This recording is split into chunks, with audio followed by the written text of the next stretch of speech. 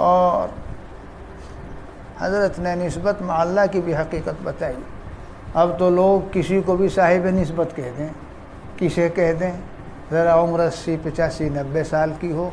کسی بڑے بزرگ یا بڑے عالم کا وہ شاگرد یا مسترشد ہو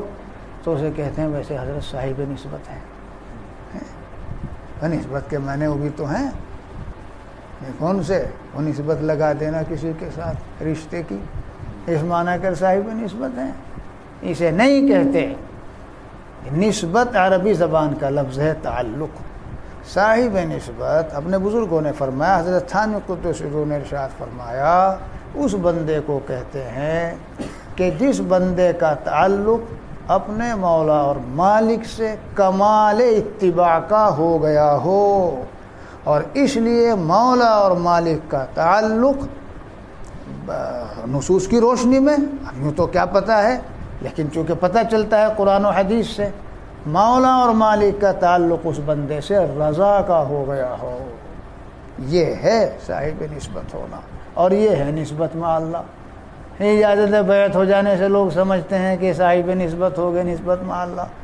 وہ اصل نہیں ہے، وہ تو ایک عنوان ہے، دیکھا جائے گا نفس الامر و واقع میں اگر یہ چیز حاصل ہے تو ہے، اور اگر نہیں تو نہیں۔ اس میں بھی عموم خصوص من وجہ کا تعلق ہے منطقی اعتبار سے۔ اب منطق تو اٹھ گئی، ہاں میرے یہاں تو تازہ ہوتی رہے۔ عموم خصوص من وجہ،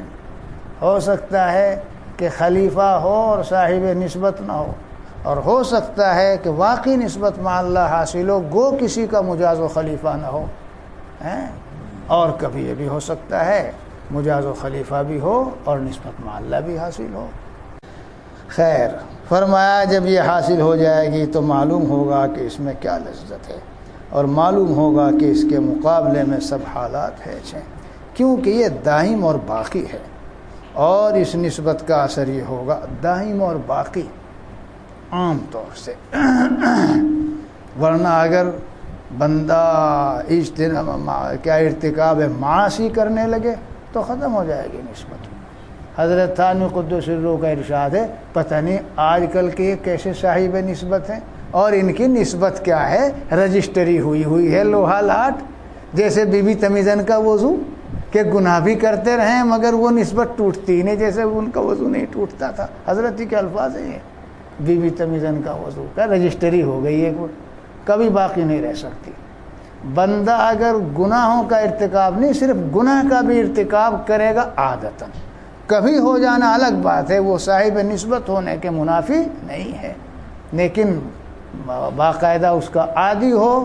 تو پھر وہ نسبت صاحب نسبت نہیں باقی رہتا، ختم ہو جاتا ہے معاملہ۔